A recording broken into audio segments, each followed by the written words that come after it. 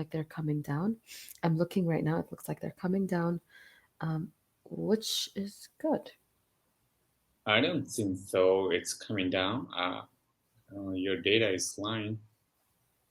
Yeah, I'm looking at it. It went down from like 8,000 to and 10,000 back down to like 4 and 5,000. But the thing is, there's a booster shot now, and I'm not gonna get it because I got two shots. So I got two shots of of the Pfizer vaccine, and about 4 weeks ago I got corona. Now I'm negative, so that counts as a third as a booster. What a COVID? Yeah, yeah. After Omicron. being double vaccinated. Sorry? Which variant? Don't know which variant. All I know is I was positive and they told me I had to quarantine. And then they said, quarantine for 10 days. After the 10 days, you can come out of quarantine. You can be around people because you're not going to be contagious anymore.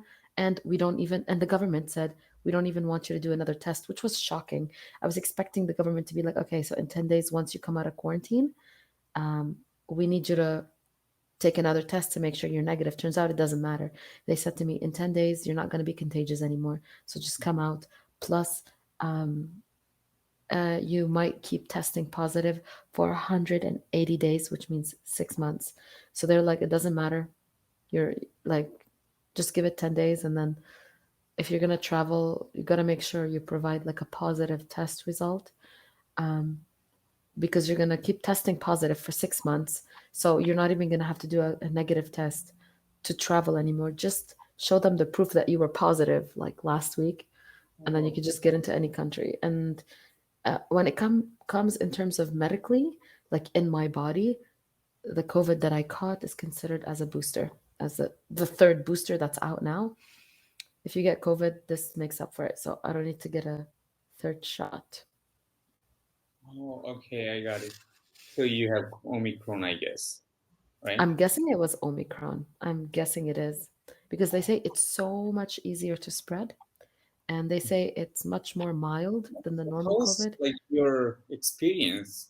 You had Omicron. So could you tell me about you, like when you had, were you suffering from like breathing problem or something else, kind of? So basically, it started off with a mild sore throat that lasted 2 days. And while I had the sore throat, Mm-hmm.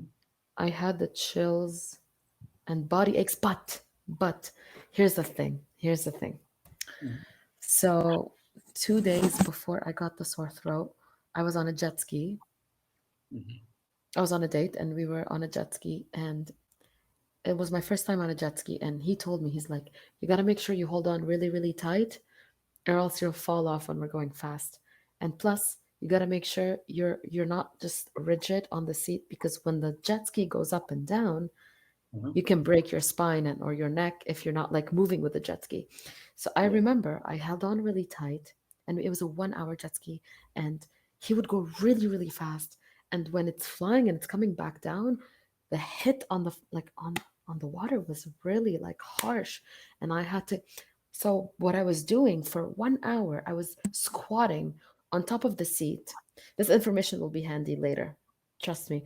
I was squatting on top of the seat the whole time, and I was holding on really tight because he was going so fast, and my neck kept going like this, like this. And then when he would slow down, like like during this hour, every like 10 minutes, he would slow down a little bit, and then we would look at the view, and I would let go, like I would let my hands go. My Yeah. arms were shaking because of how hard I'm holding on, and they Uh, were starting to get sore and painful just from the holding on. And then my thighs are like shaking because I'm squatting. I'm in a squatting position the whole time above the seat. So this is the seat, this is my butt the whole time, because every time it goes up the jet ski, goes back down, I want to make sure I don't break my back or anything. And an hour of that, so I was really really sore the next day. My body, I couldn't move. The soreness was setting in that night. I know he was negative. I know for sure 100% he was negative because he got a COVID test right before he saw me, right before the jet ski. He got a COVID test because he was going to Abu Dhabi. So, and his result came back negative the next day after the jet ski. So I know he was he didn't give it to me. So the next day after the jet ski, I was super sore, body super super sore.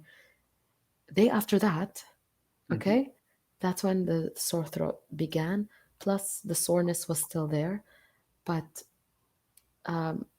then there was a bit of like aches and pains where not pains but like aches and like the body feels like tender and like I believe I also had a fever.